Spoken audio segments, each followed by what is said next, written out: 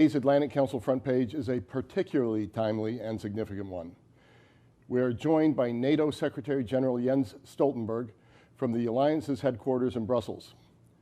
This is the Secretary General's first live interview since NATO and the United States delivered their written responses to Moscow's security demands of December, as he leads the Alliance through one of the most perilous moments in recent history.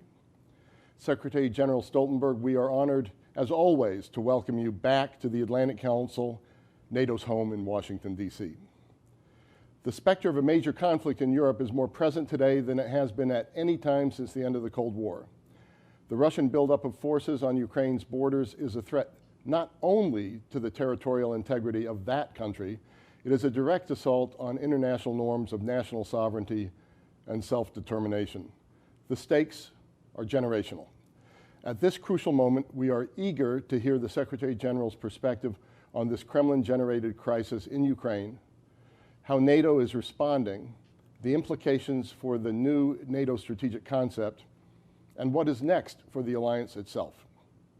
To moderate today's discussion, we are delighted to welcome Margaret Brennan, CBS News' exceptional chief foreign affairs correspondent and the moderator of Face the Nation. To our audience, thank you all for joining us from all over the world for this important discussion. Today's event is a continuation of the robust and multifaceted Atlantic Council coverage of the crisis. Please visit our website, atlanticcouncil.org, for expert analysis and breaking commentary. We are broadcasting live on Zoom, as well as the Council's website, YouTube, Twitter, and Facebook accounts. I encourage all of you watching to join the conversation on social media using the hashtag ACFrontPage and hashtag NATO. And now, Margaret, over to you. Thank you so much, Fred, and good morning to everyone watching here stateside. Good afternoon to you, Mr. Secretary General. I don't really need to introduce you, but of course, for anyone watching, Jens Stoltenberg is the Secretary General of NATO and has been since October 2014, following a distinguished international and domestic career, including as Prime Minister of Norway and UN Special Envoy on Climate Change. But now I would say, Mr. Secretary, you have a tremendous challenge in front of you at this moment. We have heard from Russia in their public communications so far that what NATO and the United States put on the table did not address their chief security concerns.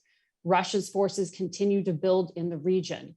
At this point, can NATO deter a Russian invasion of Ukraine, or is your aim simply to contain the conflict from becoming a regional war? Our aim is, of course, to convey a clear message to Russia, and that's exactly what we're doing, that if they use military force against Ukraine, it will have severe consequences. NATO allies are ready to impose heavy economic sanctions, political, financial sanctions. NATO provides support to Ukraine. We help Ukraine with modernizing their defense and security institutions, and NATO allies provide trainers, equipment, so Ukraine can also impose costs on Russia if they once again invade Ukraine.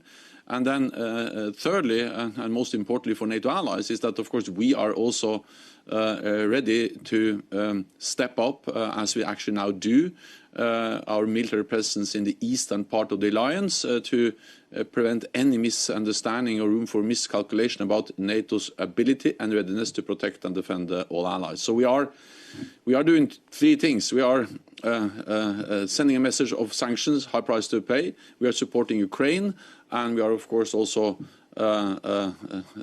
conveying absolute unwavering commitment to all NATO allies. But have you seen any concrete indication to date that Russia is backing down?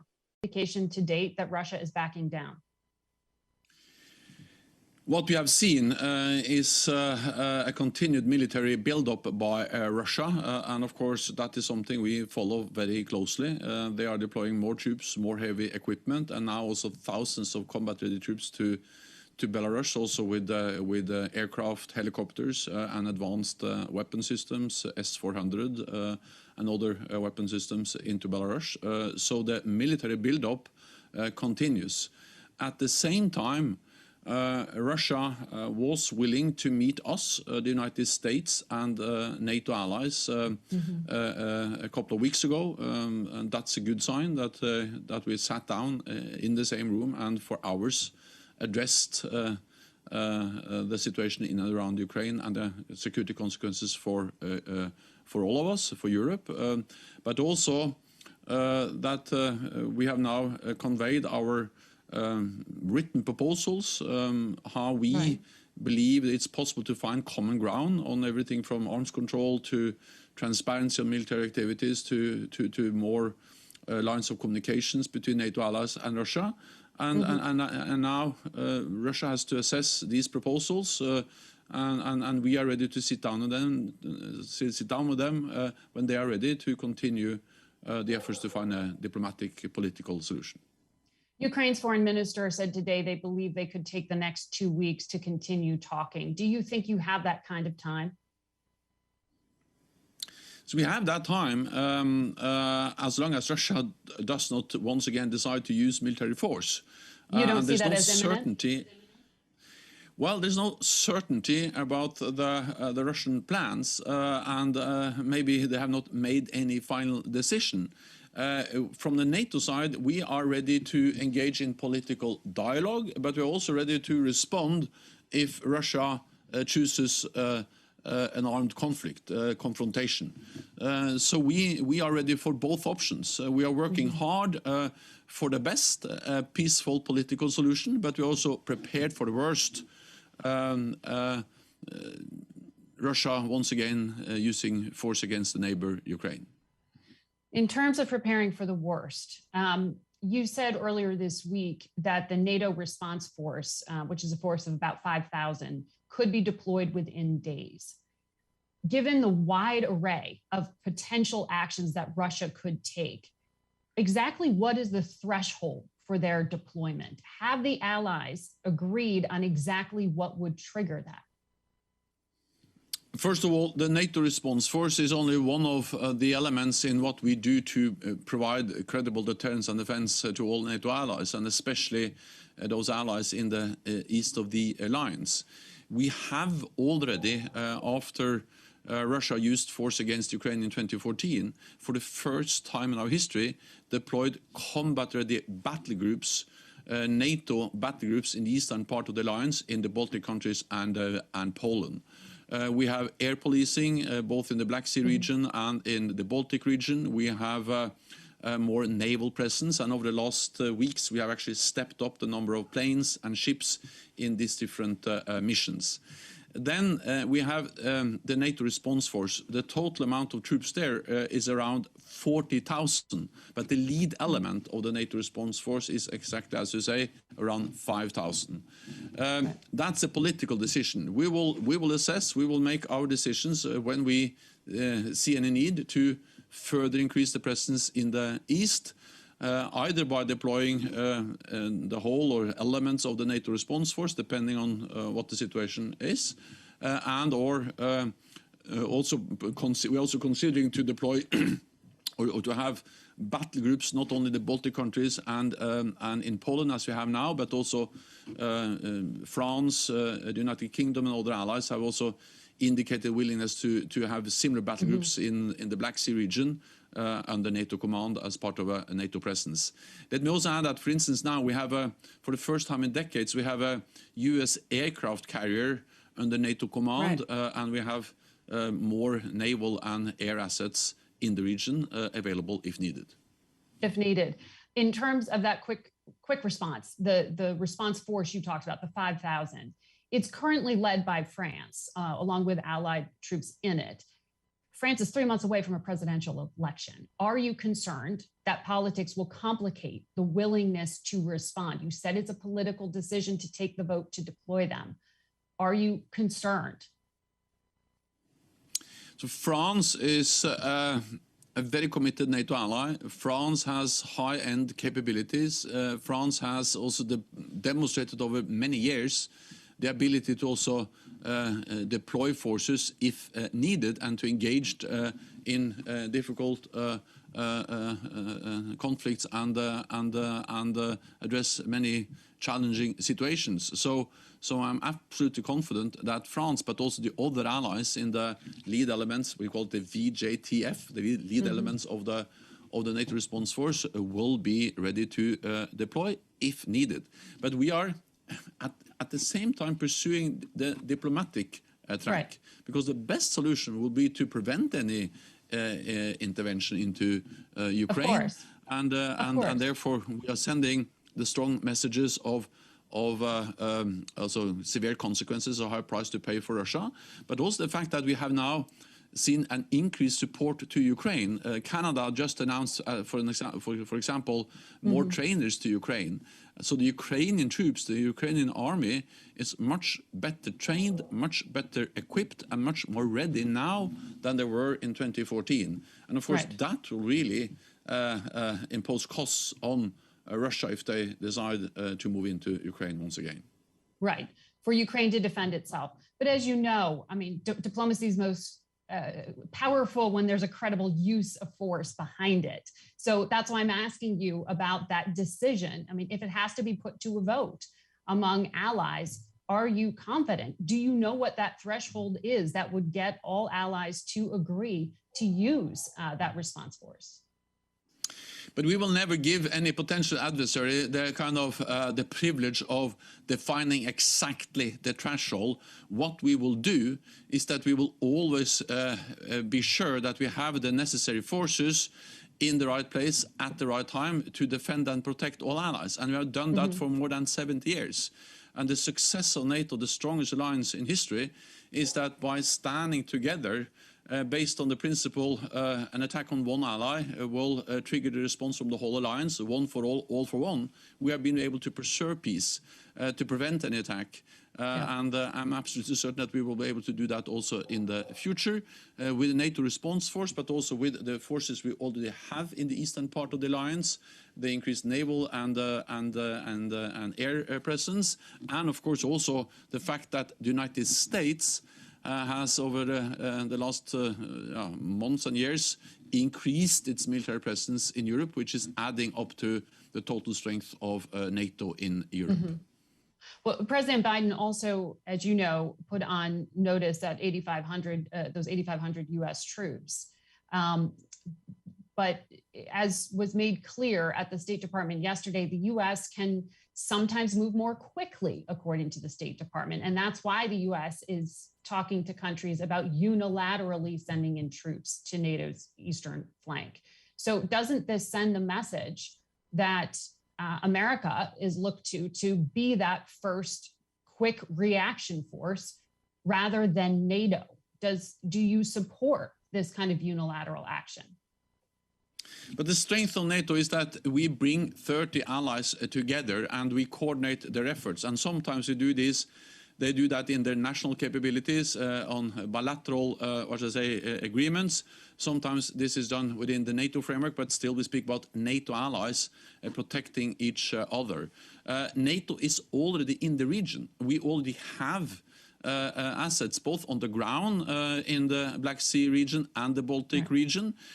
We have air and sea capabilities there with the standing NATO naval forces that have now actually received more ships from Spain, from Denmark, planes from the Netherlands, also from Denmark and other countries.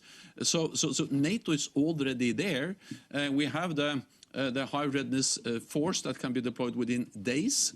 We have actually increased the readiness levels of NATO's response force, the lead elements. We did that several weeks ago, so they are prepared to deploy quickly. And then on top of that, we have national capabilities, not only from the United States, but also from other allies. So are you saying that Romania and other countries that the United States is talking to do not need this unilateral support from the United States, that NATO forces are sufficient at present? I'm saying that we are coordinating closely what we do as NATO and what individual NATO allies do together with other NATO allies. And the most important thing is that the totality of that delivers the necessary deterrence and defense.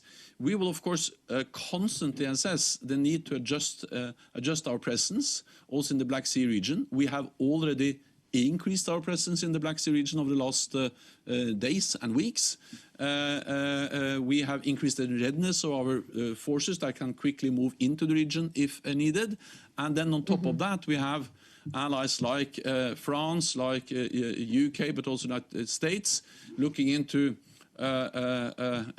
adding more national forces, but also they can, after the initial deployments, come under NATO command. So we are coordinating very closely all allies, both the things we do together as allies and the things we do on the bilateral level. And the US aircraft carrier, which originally was under US command, is now under NATO command.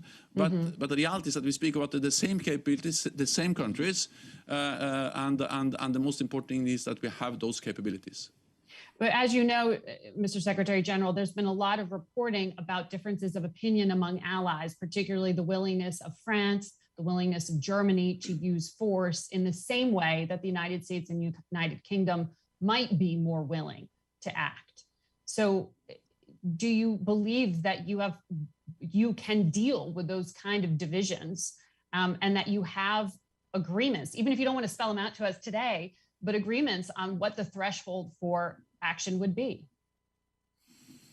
But I think we need to understand that these troops that we deploy in Romania, we already have troops in Romania, in the Black Sea region, in the Baltic region, they are there to defend NATO allies. And that's an absolute 100% guarantee from all allies, including, of course, Germany and France. Germany actually leads one of the battle groups in the Baltic region, the battle group we have in Lithuania. So there's no way Germany cannot be part of that because they're already there. And France is also part of our deployment in the eastern part of the alliance. And France is then now considering to add more troops. This is about defending NATO allies. And Article 5, the commitment to defend all allies, one for all for one, that's in a way enshrined in our founding treaty, something we have been committed to, all of us, for more than 70 years. Then there is another issue that's also important, but another issue, that is what kind of support do we provide to Ukraine, which is not a NATO ally, but a highly valued NATO partner. There are some differences between allies. I don't try to hide that, but that's a very different thing than the commitment to protect and defend all allies. So when you speak about the NATO response force, the NATO battle groups, the increased air and sea presence in the standing naval forces, that's about defending NATO territory, 100% agreement, no doubt. When it comes to what kind of support we should provide to a partner, Ukraine, yes, there are some differences. Some allies are not ready to provide, for instance, lethal aid or military equipment. So NATO provides something as an alliance, capacity building, cyber, helping them to modernize their security institutions, share information, and so on. And then some other allies, especially the United States, Canada, the United Kingdom, are also providing trainers, defensive weapon systems, and so on to Ukraine. But I think it's important to distinguish those two tasks. Right. Support to Ukraine, yes, important. The commitment to protect and defend allies, that's our core task, and it's absolute commitment from all allies, and Germany and France is part of that. But what I hear you saying there is that the intention of a deployment would be to contain the possibility of a regional conflict that would affect your members, not to deter Russia from attacking a country that is not a member, although a valued partner. Is that correct? It's correct that we are not planning to deploy NATO combat troops to Ukraine. And neither is the United States. But don't you think, and neither is the United States, President Biden has made that clear. And that has been one of the criticisms of NATO to date, that because going back to 2014, the United States and NATO were not willing to use force to deter aggression and annexation of territory from a NATO partner. I know, not a member, but that Vladimir Putin saw that, and that he knows now there is not a willingness to use force to stop him. Why should he take NATO seriously now? So first of all, because our main task is to protect 30 allies, 1 billion people, territory in North America and Europe. That's our core task, and we demonstrate once again our commitment and our readiness and the capabilities to defend and deter any attack against NATO allies. So I am absolutely certain that President Putin and Russia takes NATO very serious when it comes to our ability to protect and defend all allies, and we demonstrate that every day. When it comes to Ukraine, I'm absolutely certain that Russia understands that they will have to pay a high price because they, after they used force against Ukraine in 2014, we have imposed severe sanctions on Ukraine. We have stepped up our support on sanctions on Russia after the use of force against Ukraine. We have provided support to Ukraine, stepped up that, and we have increased our presence in the eastern part of the alliance. So if with battle groups and more military presence in the eastern part of the alliance for the first time in our history. So if Russia wants less NATO at its borders, they have actually achieved exactly the opposite. And if they use force again against Ukraine, they will achieve even more NATO at their borders. So that's, of course, a price for Russia, meaning that they have consequences if they violate international law, if they invade another country. But the consequences are different if they invade a partner, Ukraine, than if they invade a NATO ally. And I think it's important to understand those differences. And what is NATO's core responsibilities. As you know, French President Macron famously said about 2 years ago that he thought NATO was brain dead. Given what you were sketching out right now, do you think Vladimir Putin has unintentionally succeeded at giving you sort of new purpose and revitalizing the alliance? Well, I think the purpose of NATO has been there the whole time because in an unpredictable, unstable, more dangerous world, it's even more important that we stand together, that we protect each other. We need strong international institutions as NATO in a time of uncertainty. I think we have demonstrated that also during the Cold War, of course. We demonstrated that when NATO helped to end the brutal wars in the Balkans in the 1990s. I think we demonstrated that when NATO allies went into and helped the United States in Afghanistan after 9/11. And I think we demonstrate that now as we speak with the aggressive actions of Russia against Ukraine and the need to provide 100% security guarantees for all NATO allies. So NATO is the most successful alliance in history because we have been able to be united and we have been able to change when the world is changing. And that's exactly what we are doing now. Well, speaking of a changing world, you mentioned cyber. The Ukrainian government has been clear that they expect a cyber attack to precede any kind of kinetic attack. You said a few years ago, a cyber attack on a member state would trigger the collective defense clause, Article 5. How do you plan to handle a Russian cyber attack on a non-member state now? And Ukraine said Russia already carried out an attack just within the past few weeks. Is that kind of thing just below NATO's threshold to do more to respond? We don't trigger Article 5 in response to an attack on a non-NATO country. That's why I just asked the question. Yes, that's why I'm asking. Yeah, but what we do is that we help them also with their cyber defenses, and NATO and NATO allies provide significant support to Ukraine, both to bolster their cyber defenses, to share information, and to share best practices. And we have just signed an agreement where we actually step up and create a framework for more support, helping them with their cyber defenses. The more general, the message is that we have actually decided that an attack in cyberspace can trigger Article 5, and therefore we are ready to respond. But that can be in cyberspace, but it can also be in another domain. That's for NATO to decide, depending on what kind of attack. Let me ask the question another way. When Russia carried out a cyber attack in Ukraine in 2017, NotPetya, it was an attack on Ukraine, but it had global impact. I mean, on companies, on countries around the world. So it did impact countries beyond the target of Ukraine. Is that kind of scenario something you're thinking about now? If Russia attacks Ukraine and the fallout from that attack impacts your member states, what should NATO do?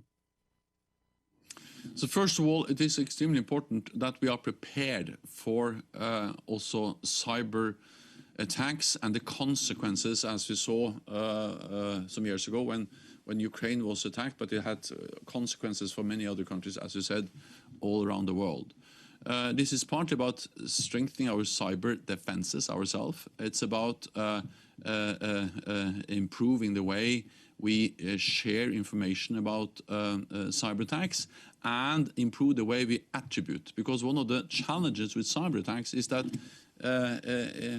those behind very often deny that they are behind in the cyber attacks. Attribution to actually identify who is behind is one of the main challenges we are working on as NATO allies to respond to cyber attacks.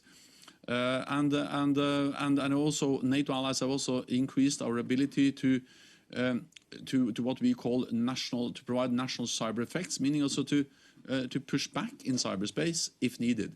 But I'm a bit afraid of going too far in speculating. I'm reluctant to go too far in speculating, because the aim now is to try to reduce tensions and to convince Russia. We call on Russia, urge Russia to sit down and engage in talks to prevent these kind of scenarios, so we can find a political solution. Okay. I know we have some people standing by to ask questions. Just to put a fine point on what you just said, do you disagree with Ukraine's assessment that Russia carried out the attack, the cyber attack 2 weeks ago? Or are you just saying you don't want to answer that question? I'm saying that we are not going into details about our intelligence, but we are very much aware of that Russia has been responsible for cyber attacks before, and they can, of course, be responsible for that again. And, of course, as a kind of first step or a precursor to a kinetic military attack, cyber attacks is a very likely scenario. And let me also add that one possibility is a full-fledged Russian invasion with tens of thousands of combat troops, heavy armor, planes, missiles, and all the stuff they have lined up along the borders of Ukraine. But there are also many other ways for Russia to conduct aggressive actions. Cyber is one. Coup, efforts to topple the government in Kiev, sabotage. They have intelligence officers working inside Ukraine as we speak. So we need to be prepared for a wide range of different forms of aggressive actions by Russia against Ukraine. Mr. Secretary General, Anna Palacio is standing by with a question. Anna? Well, thank you, Margaret Brennan. And it's a great honor and a great pleasure, Secretary Stoltenberg. I'm speaking from Madrid, where NATO will meet in June to define the new strategic concept. And my question is, after the chaotic exit from Afghanistan and the bitter fighting between allies on budget, and frankly, the already mentioned comment by President Macron about NATO's vitality, NATO is again back front and center of the geopolitical arena. And I would like you to tell us, forward-looking, what are the lessons about allied political unity that could be included in the next strategic concept from this experience?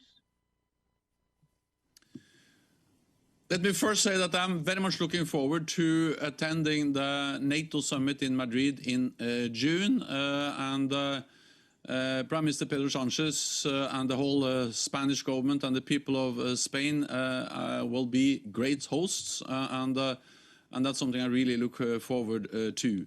Second, I believe that the Madrid summit will be a very important summit for many reasons, but not least because, as you said, we will agree a new strategic concept for NATO. The last time we did that was actually 10 years ago, and the world has changed so much, so we need to update the strategic thinking and the strategic concept of NATO.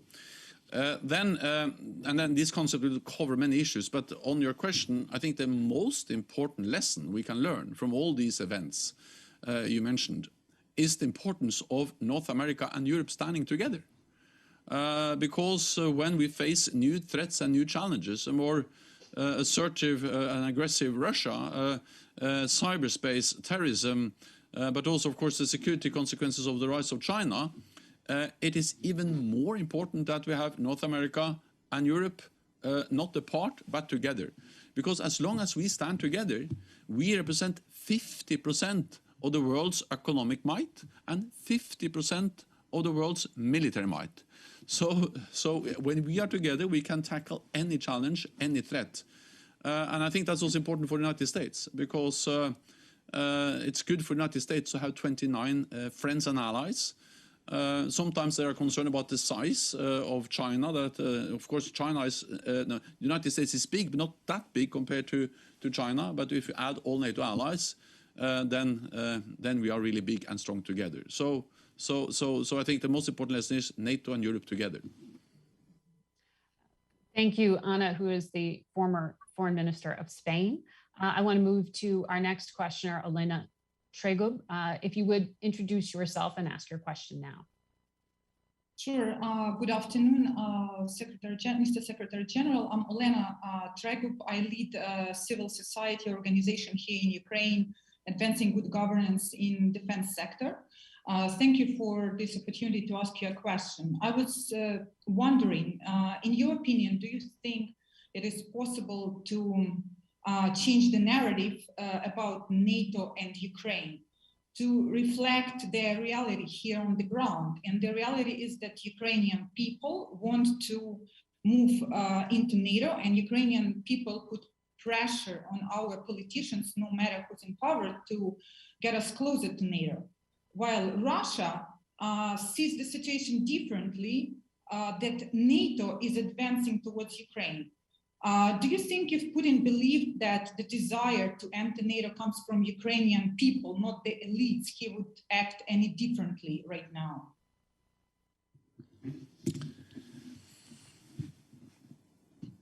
NATO has never and will never force any country into the alliance. Our door is open, but we will never force anyone into that door. So the enlargement of NATO that has taken place over many decades is a result of democratic decisions by the people, by the peoples in free nations. So it represents the will of the people in all those nations who have decided to join our alliance. That was the case when NATO was founded back in '49, and that has been the case for each and every country, from Spain to Poland to Hungary to the Baltic countries, and recently North Macedonia and Montenegro and many others. And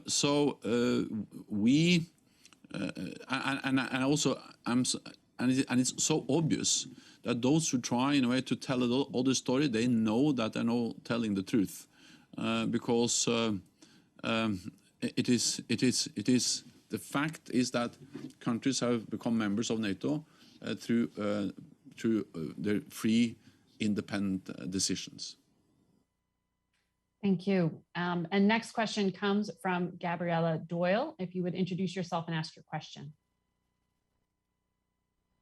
Thank you, Margaret, Mr. Secretary General. It's an honor. My name is Gabriella Doyle, and I'm an Assistant Director with the Atlantic Council's Transatlantic Security Initiative. To some viewers, the crisis in Ukraine may seem like a far-off possibility, yet its implications may affect all of us. What would you say to Americans in all 50 states and commonwealths about NATO's value and role in the world, not only in managing the current conflict with Russia, but also in terms of what NATO can offer American communities? I think that 2 world wars and the Cold War taught us that peace and stability in Europe is not only good for Europe, it's also good for the United States. So, of course, NATO and the American security guarantees to Europe, they have been important for European allies. But that is also extremely important for the United States. Peace, security, is the basis for prosperity. So for ordinary Americans, it is extremely important that NATO is the foundation for peace and stability in our part of the world. And this has been demonstrated over decades, and especially for the United States after 9/11, we invoked our collective defense clause, and tens of thousands of European, Canadian, non-US NATO soldiers, personnel have served shoulder to shoulder with American soldiers in Afghanistan in a response to an attack on the United States. And then also, as I mentioned, when it comes to China, of course, China will soon have a bigger economy than the United States. China will have the biggest economy in the world. They already have the largest defense budget. They are leading within many technologies, like parts of artificial intelligence, parts of quantum computing, and they already have the biggest navy in the world. Compared to China, it is a great advantage for the United States to have something that China and no other major power has, and that is many friends and allies. It's good to have friends. It's good to have allies. And that's exactly what the United States has in NATO, and that's also why NATO is important for people in the United States. Mr. Secretary General, there's a question coming in from someone watching at home. In a worst case situation, should Russia attack Ukraine, could there be, in theory, a speedy accession for fully fit countries like Sweden and Finland, should they wish to join NATO? So NATO respects decisions by sovereign independent nations. So we respect them if they apply for membership, but we also respect if they decide not to apply. And therefore we respect the decision that Finland and Sweden has taken so far not to apply for membership. And then we work closely with them. Finland and Sweden are our closest partners. We train together, we operate together. We have improved what we call the interoperability of our forces, so we can operate together, even though Finland and Sweden are not NATO members. And I spoke recently with the Finnish president. I spoke with the Swedish prime minister, and they conveyed very clearly this message that they're not applying for membership, but for them it's absolutely unacceptable what Russia now demands, that NATO should close the door forever for every potential member. Because then Finland and Sweden will lose the freedom to, at the later stage, choose NATO membership if they so want. So this is about the sovereign right of every nation to choose its own path. If they decide to apply, and that's a 100% Finnish and Swedish decision, then I think it is possible to make a decision quickly and for them to join quickly. At the end of the day, this has to be a political decision, but when you see the high level of interoperability between NATO and Finland and Sweden, when you see to what degree they already meet NATO standards, it should be possible to allow them into our alliance quite quickly. We have time for just one more question. There is some speculation that Russia will not invade and disrupt the Olympics in China. Do you put credence in this, and can you explain how NATO sees the relationship between Russia and China? First of all, we have a lot of intelligence. We are monitoring very closely what is going on in and around Ukraine. We see a continued military buildup. We see the threatening rhetoric, and we also see the track record of Russia being willing to use force against Ukraine before. But at the same time, we have conveyed a message that there will be a high price to pay for Russia if they do so, and Ukrainian forces are much stronger now than back in 2014. And we are pursuing a diplomatic path with Ukraine, with Russia. We have just conveyed our written proposals. The reason why I say this is that I will not speculate. I just tell you that we are prepared both for a scenario where Russia invades or a scenario where they actually decide to sit down and engage in good faith in talks with NATO and NATO allies. So you don't see coordination between the two countries at this point? Sorry, that was the other part of the question. Yeah, no, what we see is that Russia and China are becoming closer and closer. They exercise together, they operate together, they stand together, for instance, more and more in the UN, in the UN Security Council. So these are two authoritarian regimes that do not share our values when it comes to democracy, the rule of law, the rules-based international order. And of course, that adds to the concern that these two countries are becoming closer and closer, both when it comes to military but also political cooperation, and they crack down on democratic opposition in their respective countries. So all of us who believe in the rule of law, in democracy, in the freedom of press, we need to stand together, and that makes NATO just even more important.